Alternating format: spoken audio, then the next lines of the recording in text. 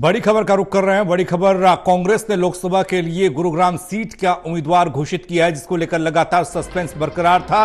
राज बब्बर को गुरुग्राम सीट से कांग्रेस ने अपना उम्मीदवार बनाया है। आपको बता दें, राज बब्बर को कांग्रेस ने अपना उम्मीदवार बनाया है। गुरुग्राम सीट पर राज बब्बर कांग्रेस के उम्मीदवार होंगे। कांग्रेस ने राज बब्बर को अपना प्रत्याशी बनाया। इससे पहले 8 सीटों पर कांग्रेस ने अपने उम्मीदवारों की घोषणा की थी। एक गुरुग्राम सीट जिस पर सस्पेंस बरकरार था, कैप्टन अजय यादव और राज बब्बर का नाम सबसे ऊपर चल रहा था।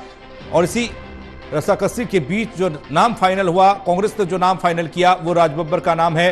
कांग्रेस ने लोकसभा चुनाव में गुरुग्राम से अपना उम्मीदवार राज बब्बर को बनाया है।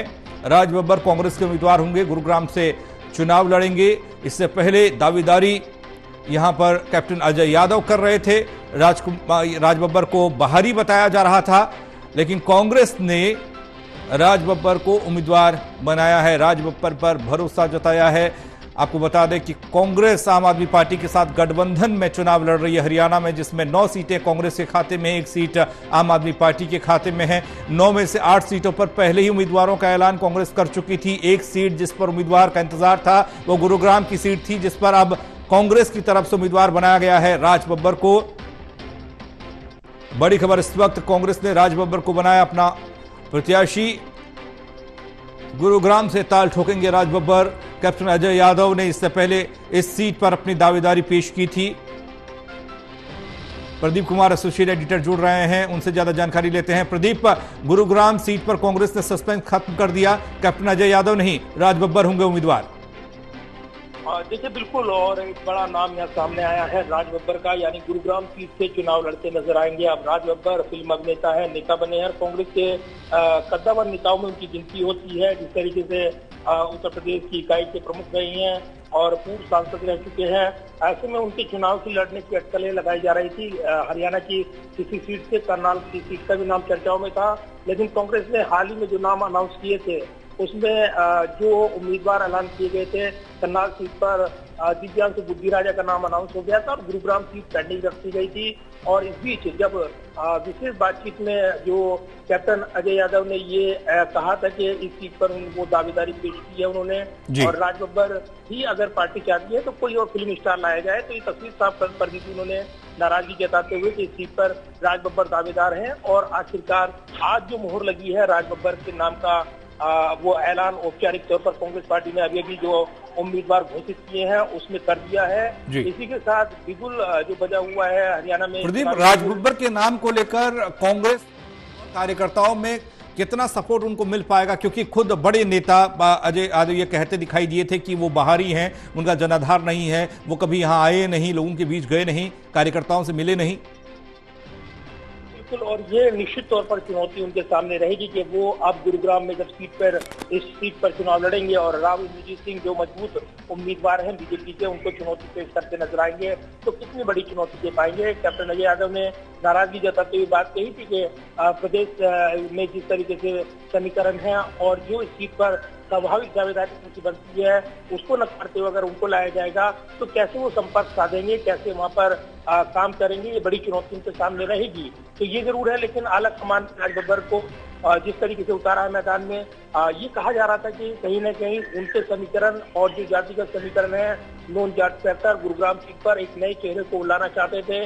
और इसीलिए यहाँ पर जिस तरीके से हरियाणा में उन्होंने उम्मीदवारों के नाम का ऐलान किया है, तो ठीक उसी तर्ज पर अब एक कद्दावर नेता जो कैप्टन अजय यादव, उनकी दावेदारी भी दरकिनार कर दी गई है। वो अपने परिवार के लिए भी सीट चाहते थे। प्रदीप, ये कांग्रेस के लिए कितना ठीक है? अब तक जितने भी पहले फेज की बात करें जिसमें 8 उम्मीदवार सामने आए थे कांग्रेस के, उसमें से भी 3-4 सीटों को छोड़ दे तो बाकी पर लगातार तकरार जैसी स्थिति और नाराजगी जैसी स्थिति देखने को मिली। अब गुरुग्राम में नाम सामने आया तो यहां पर भी पहले से ही कैप्टन अजय यादव मुखर है।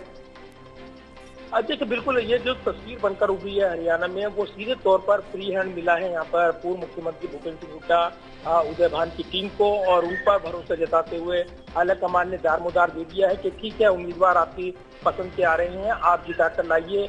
जिस तरीके से समीकरण बने हैं और कांग्रेस के लिए बड़ी चुनौती का वक्त है, तो ये जरूर है कि अब यहाँ पर अपनी पसंद के उम्मीदवार को जिताना बड़ी चुनौती रहेगी इस टीम के लिए। जिस तरीके से समीकरण बदले हैं हरियाणा की राजनीति में, भिवानी महेंद्रगढ़ सीट से श्रुति चौधरी वो टिकट की दावेदार नहीं बन पाई।